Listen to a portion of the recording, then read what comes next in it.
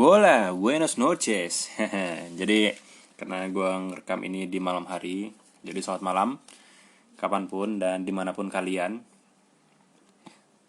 Kalian lagi dengerin podcast Cerita di Gunung. Balik lagi di episode berapa ini ya? Bentar, episode 3. Jadi episode 3 ya. Sebelum gue lanjut, siapapun dari kalian yang dengerin sambil aktivitas, tetaplah fokus dan percaya bahwa kalian pasti dapat ikan hari ini. Asing gak jelas. Ya, siapa tahu kan ada yang sore-sore sambil mancing dengerin podcast gue. Semangat, bro. Semangat. By the way, sesuai janji gue di episode sebelumnya, di episode ini gue akan memberikan info, wejangan, dan juga pengetahuan. Asik, pengetahuan. Yang jelas intinya di episode ini gue akan ngebahas soal persiapan buat siapapun dari kalian yang akan naik gunung buat pertama kali. Kira-kira apa aja yang bisa kalian kantongin dan kalian bungkus sebelum menampakkan kaki kalian di gunung yang notabene adalah hutan bebas. Jadi kita mulai dari yang pertama. Yang pertama adalah pasti yang harus kalian kantongin adalah izin orang tua ya. Ini gue gak bisa kalian elakan aslinya sebenarnya. Buat kalian yang masih dianugerahi berkah besar, bisa membalas jasa orang tua kalian, dan orang tua kalian masih hidup hingga kalian dewasa. Kalian sangat beruntung sih menurut gue. Bersyukurlah ya. Nah, kenapa doa dari diri orang tua itu penting? Kenapa? Ya jelas, karena doa dari mereka akan menyertai kalian selama kalian naik dan turun gunung. Percayalah nih, kerinduan mereka akan kepulangan kalian dari naik gunung sangatlah berguna di perjalanan kalian nanti. Tapi gue cuman punya cerita ini soal izin orang tua ini. Ada kawan gue namanya ARB. Waktu dulu gue sama kawan-kawan gue mau nanjak gunung. Waktu di awal-awal di memulai karir gue sebagai penanjak, asik. Dia sempet diajak kan, gue sempet ngajak dia sama teman-teman gue yang lain juga. Tapi nyokapnya nggak ngizinin dan dia akhirnya nggak berangkat. Dulu dibilang sama gue gini, dia nggak berani kalau dia nggak diizinin, akhirnya dia nggak berangkat. Mungkin, dan gue yakin kemungkinan besar kalau kalian izin buat pertama kalinya untuk naik gunung, mungkin jawaban yang kalian dapatkan juga sama dari orang tua kalian, yaitu nggak boleh. Kenapa gitu? Ya wajar aja sih sebenarnya. Terlebih kalau orang tua kalian itu protektif sama kalian, terus kalian anak tunggal dan hanya satu-satunya pewaris tahta keluargaan. Yoi. Ya wajar aja kalau nggak boleh gitu. Nah, gimana sih cara dapetin izin dari mereka gitu, dari orang tua kalian? Nah, tips dari gue supaya kalian dapat izin dari mereka adalah kalian buktikan bahwa kalian mampu. Sebenarnya itu. Poinnya di situ. Berbagai cara bisa kalian lakukan. Gimana buktinya? Gimana supaya kalian bisa buktiin itu? Yang paling simple adalah kalian diplomasi. Asik, diplomasi. Diplomasi yang gue maksud adalah ceritakan dengan tanpa keraguan dan penuh keyakinan soal tujuan kalian naik gunung. Apa yang kalian cari? Apa alasan kalian? Apa yang ingin kalian eksplor dari diri kalian? Sama siapa aja kalian naik gitu kan. Terus bagus-bagusin lah kawan-kawan kalian itu ya. Kalian ya pokoknya promosiin kawan kalian itu seperti seakan-akan bahwa orang tua kalian yakin bahwa kalau pergi sama dia tuh aman gitu. Kalian juga bisa selipkan kata-kata jijik. Ini menurut gue kata jijik soal mencari jati diri lah dan mencari tujuan hidup lah, atau ingin mencari sesuatu yang terpendam dalam diri kalian. Asik, jijik banget ya. Pastinya bisa ngebuat hati orang tua kalian tuh tergugah lah gitu, tergugah lah. Terus jangan ada keraguan. Waktu kalian ngomong tuh jangan terbata-bata. Jangan seakan-akan kalian sedang menghadapi ujian yang susah gitu.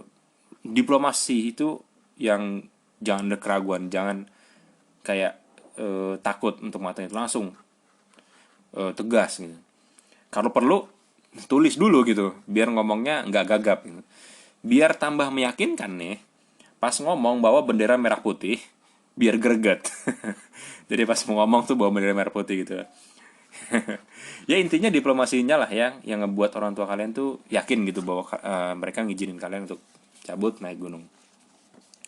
Tapi kalau kalian nggak bisa ngomong sama orang tua kalian, ya cara lain yang gampang adalah menurut gue ini tunjukkan dari perilaku.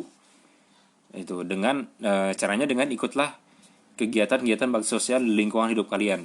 RT, RW, kelurahan atau komunitas apapun yang kalian sukai gitu. Pas lagi jalan gitu satu hari kan, terus kalian keluar rumah gitu kan, nggak ngomong, tiba-tiba nyokap kalian nanya, mau kemana kamu minggu libur-libur gini gitu kan. Terus kalian jawab, bantuin RT 6 bakti sosial bersihin got gitu. Nah, mantep nggak tuh kan gitu. Nyokap kalian pasti bangga tuh, senyum-senyum sendiri gitu. Sering-sering lah gitu kan. Nah, kepedulian dan semangat energik yang kalian tunjukkan ke orang tua kalian akan menunjukkan bahwa kalian bisa ada yang yakin dengan punya sifat untuk bisa mempertanggungjawabkan diri kalian sendiri. Akan tetapi kalau susah nih buat bakti sosial, thanksin lah atau apa, siapa tahu juga kan di RW kalian ada perang saudara, gue nggak tahu kan. Kalian tetap bisa tunjukin kalau kalian energik dengan olahraga rutin. Olahraga rutin, nggak usah yang muluk-muluk. Lari aja tiap pagi, terus rajin bangun pagi, ya at least bersihin kamar lah. Bersihin kamar, nyokap nanya kan, tumben bangun pagi, mau lari pagi mah, yo iya kan, gimana gitu kan, lihat anaknya hidup sehat, kan rutin aja gitu sekitar sebulan sebelum kalian nanjak lah. Misalnya mau nanjak di bulan Desember, nah mulai melakukan kegiatan itu di akhir-akhir Oktober gitu kan. Nah, gue yakin banget beberapa kalau misalnya kalian lakukan itu dengan bener-bener ya, kalian bisa dapat kepercayaan dari orang tua kalian. Kalau gue nih cerita gue kenapa gue bisa akhirnya dapat izin dulu sama orang tua gue jujur gue waktu itu nggak izin. Tadi gue jujur waktu gue nggak izin. Gue pertama kali naik, gue bilangnya itu nginep di puncak. Gue bilang sama nyokap bokap gue nginep di puncak sama teman-teman gue 4 hari, katanya gue nginep 4 hari, dan setelahnya gue balik rumah. Nah, setelah gue balik ke rumah, badan dan baju gue tuh udah kayak brand ambassador Rinso, men. Berani kotor itu baik. Terus debel banget gitu kan, kotor banget semuanya kan, tanah di mana-mana gitu. Karena pada saat itu gue pas pulang dari naik gunung itu gue nggak kepikiran buat mandi karena udah capek, udah pengen pulang aja gitu. Jadi kira ya udahlah, masih kotor dan segala macam udah. Kalau gue gitu. Nah, pas naik kedua kalinya gue diizinin langsung dibolehin sama orang tua gue. Nah, karena nyokap gue bilang, gue udah buktiin kalau gue bisa naik dan turun dan pulang dengan baik-baik aja gitu, nggak ada cedera fisik atau apapun yang akhirnya membuat orang tua gue khawatir kayak gitu kan intinya. Nah, cuma itu orang tua gue, nggak tahu orang tua kalian mau pakai cara gue silahkan. Cuman balik lagi, gue nggak rekomendasikan cara gue yang gue lakukan gitu kan. Izin orang tua kalian tetaplah yang penting, paling penting guys, serius. Jadi kalau kalian dapat nanjak terus juga dapat izin dari orang tua kalian, itu lebih mantap lah, pokoknya lebih afdol. Nah, yang kedua adalah gali informasi sebanyak-banyaknya. Persiapan kedua, selagi pas kalian izin sama orang tua, hal penting yang kalian harus lakuin adalah gali informasi soal gunung yang akan kalian kunjungi atau kalian akan tanjak. Hal penting dari cari informasi adalah dua. Menurut gue ada dua. Banyak sebenarnya, tapi menurut gue paling penting adalah dua. Pertama adalah medan pendakian dan adakah air di gunung tersebut. Kenapa gue bilang ini penting? Ingat, perlu benar-benar kalian ingat. Kalian akan naik gunung, itu jalan kaki, bukan naik motor atau naik sepeda. Nah, tenaga kalian berjalan itu kan terus berkuras, capek, dan cairan tubuh kalian juga akan berkurang gitu kan, berkurang segala macam. Asupan air sangat penting buat kalian supaya ya nggak dehidrasi, gitu kan. Nah, kalau kalian ngasal aja gitu, kalian jalan naik gunung gitu, naik aja bawa minum 1 botol doang kan, terus ternyata nggak cari tahu atau apa, ternyata nggak ada air di gunung itu kan, itu bahaya kawan, serius tuh bahaya. Jadi pastikan bahwa ada tidaknya sumber air di gunung tujuan kalian.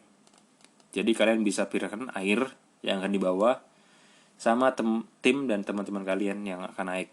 Dan juga pastikan letak di mana air itu berada. Nah, itu kalian pasti bisa cari tahu di berbagai website atau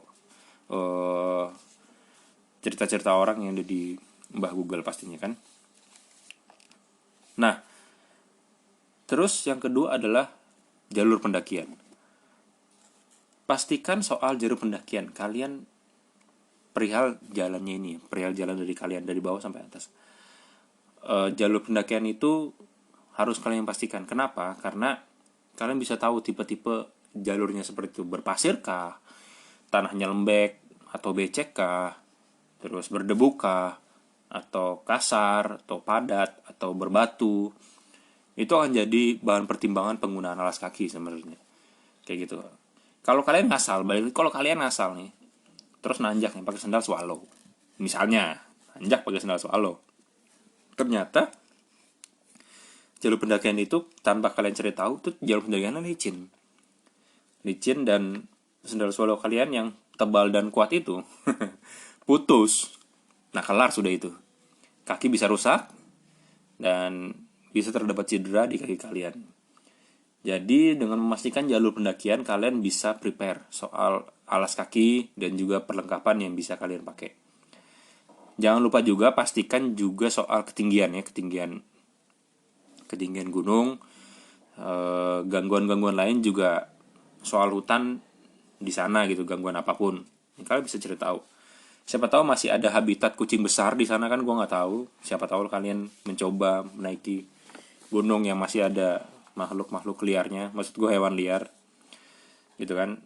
Jadi kalian harus benar-benar cari tahu apa aja informasi yang kalian butuhkan soal gunung yang akan kalian tuju. Jadi bukan cuma sekedar dari gadget kesayangan kalian yang kalian punya, tapi juga dari orang-orang yang pernah naik. Informasi dari orang yang pernah naik itu biasanya lebih valid, gitu kan. Karena jarang ada orang bohong soal gunung. Karena takut karma atau apa, gue nggak ngerti juga. Tapi jarang, sepengetahuan dan pengalaman gue jarang. Ya dari situ kalian bisa mempertimbangin dan membantu kalian pada saat proses naik, kayak gitu. Nah, yang ketiga, yang ketiga ini sebenarnya pertimbangan sih menurut gue, pertimbangan banget. Ini sih bisa jadi yang paling penting atau bisa jadi yang nomor satu tadi. Cuma kalau kalian nggak dapet izin di nomor satu, kalian pun punya ini nggak ada banyak membantu juga, sekalipun punya di poin 3 ini. Nah, poin ketiga yang paling penting menurut gue adalah mental. Mental ya, bukan mental. Mental. Bukan mental. Nah kan, ingat. Setelah dapat ini, terus setelah gali informasi di poin kedua dan dapat izin di poin pertama, kalian diam dulu di kamar atau dimanapun kalian berada, kalian diam dulu. Terus kalian tanyakan pada diri kalian sendiri. Pertanyaannya adalah, setelah dapat informasi, gue sanggup apa enggak? Itu pertanyaannya. Dan tolong banget buat kalian semua, di tahap ini jangan berbohong. Jangan berbohong, even itu sama diri kalian sendiri. Jangan berbohong. Ini bukan soal gaya-gayaan ya. Bukan soal senang-senang doang. Tapi kalian bakal masuk hutan itu. Hutan loh. Buat pertama kalinya. Dan tanyakan hal-hal tersebut sama diri kalian. Soal kesanggupan kalian masuk hutan yang akan kalian tuju. Mampu atau enggak. Banyak hal yang sangat akan membuat kalian gak nyangka sebenarnya di hutan. Banyak buat. Paling sederhana aja, ini paling sederhana. BAB di hutan. Itu kemungkinan besar terjadi dan gak mandi pastinya. Gak mandi berapa hari kan. Selama kalian naik tuh gak mandi. Karena lebih baik menggunakan air tersebut untuk kalian minum ketimbang mandi. Jarang juga sih ada orang mandi di gunung. Nah, itu baru gambaran kecil. Gitu. Kalau setelah kalian bertanya dan memberikan beberapa menit dan mental kalian masih mempertanyakan kemampuan kalian gitu. Saran gue sabar aja dulu. Sambil berjalannya waktu, bentuk mental kalian sekeras bajai. Sekeras baja maksud gue, sorry. Sekeras baja. Sampai kalian ngerasa semua itu bisa kalian bentuk. Bisa kalian lewatin. Jujur, gue bilang era milenial ini banyak orang-orang, ya terlebih anak-anak, umur 20-an, 25 bawah lah, yang gayaan doang, serius, yang gayaan doang. Mereka naik gunung, nggak mikir resiko, nggak memperdulikan kelompok biasanya, egois, walau notabene, gue bilang lagi, walaupun notabene, banyak juga yang well prepare, banyak banget. Tapi ada aja yang meremehkan gitu, ada aja yang kayak, ini mah slow, ini mah bisa gue. Terlebih sok kenal kemampuan diri, padahal dia nggak tahu batasan, kayak gitu. Dia gue bisa kayak gini, sebenarnya ini gampang, tapi sebenarnya dia belum nyoba. Tapi ya pede aja gitu, ya pede bagus di beberapa poin, pede itu bagus, cuman nggak semua poin. Nah, waktu awal tahun 2018 kemarin, gue inget banget gue naik Gunung Gede sama beberapa kawan gue udah sampai puncak nih, dan gue mau nenda nih. Gue nenda tuh nggak jauh dari jalur pendakian, jadi gue agak susah gambarin. Jadi pas udah mau puncak, belum sampai puncak sih sebenarnya, belum sampai puncak tapi udah di bagian puncak yang udah jarang ada tanamannya. Tuh gue jalan pas udah udah beberapa langkah mau mencapai puncak itu, gue ngeliat tuh puncak, udah deket banget, ya udah nenda sini aja kan, masih ada pohon-pohon, soalnya gue takut kan kalau di puncak banget. By the way, petis rame, itu alasan paling pertama. Kedua, angin kencang terus kesapu kan sama angin, tenda kan gak lucu gitu malam-malam kan. Dan pas tenda udah jadi dan gue mau santai kan, tiba-tiba dari arah bawah ada pendaki lari. Jujur gue awalnya gue nggak lihat berapa orang pendaki, cuman yang lari maksudnya. Cuman gue lihat dia ngegendong cewek kan, dan dia berhenti di tenda gue. Dia berhenti langsung di tenda gue dan minta tolong. Obviously gue langsung nolongin pasti. Gue juga nggak tahu aslinya kenapa kan. Ya udahlah, gue tolongin aja tuh. Setelah nerima beberapa perawatan, terus akhirnya gue ngobrol sama si cowok. Nah, si cowok yang ngegendong cewek itu bilang, cewek yang pingsan maksud gue, dari bawah nih cewek minum udah dikit, katanya belum aus. Setiap ditawarin minum si cewek ini katanya belum aus. Terus pas kelompoknya makan snack, pas di sela-sela nanjak makan snack, dia nggak makan. Nggak tahu alasannya kenapa. Nah, ada satu titik dia bilang dia pusing. Jadi pas lagi nanjak itu sebelumnya puncak, dia bilang dia pusing. Terus teman-temannya bilang, kita istirahat aja di sini, lamaan gitu. Dan cewek itu bilang, lanjut aja nggak apa-apa. Gue ngebahas ini sebenarnya bukan karena gue perhitungan nolongin dia waktu itu. Cuman ini yang gue mau bilang kalian soal mental. Kejujuran adalah hal penting selama naik gunung. Ya sebenarnya dalam fase kehidupan apapun jujur penting. Cuman terlebih kalau naik gunung penting banget. Mental si cewek ini aslinya menyatakan bahwa dia nggak kuat. Mental si cewek yang digendong itu dia nggak kuat dan butuh banget istirahat. Cuma karena gengsi dan rasa nggak mau ngerepotin teman-temannya, dia jadi lanjut aja gitu, nggak mikirin soal kecapeannya dan segala macam. Terlebih cowok itu sempat nanya kenapa dia nggak minum. Ningkat si ceweknya bilang kayak gini, gue biasa kok nggak minum, nggak apa-apa. Gila kan? Maksudnya, nah mental kayak gini nih gue nggak saranin banget gitu untuk coba naik gunung. Ini tuh bisa berdampak yang sangat negatif, terlebih buat dia dan buat tim. Jelek banget, sangat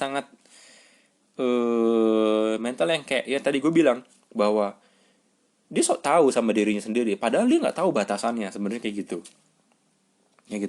Jadi kejujuran, keterbukaan, pengetahuan tentang batasan diri itu poin penting untuk pembentukan mental. Kalian sebelum naik gunung, nah sebelum berangkat, mental kalian juga harus kuat.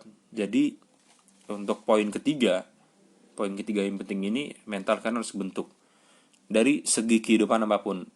Berusahalah untuk membentuk mental selagi sebelum kalian naik. Dan seperti yang tadi gue bilang, di poin pertama udah dapat, di poin kedua udah dapat, tanyakan pada diri kalian apakah kalian sanggup, kayak gitu. Mantap gak? Oke kan, mantap kan? Nah, sebenarnya masih ada beberapa poin yang akan gue bahas, cuman di episode ini sampai sini dulu deh. Gue akan lanjut di bahasan di bagian kedua ya. Dan terus dengerin cerita di gunung. See ya.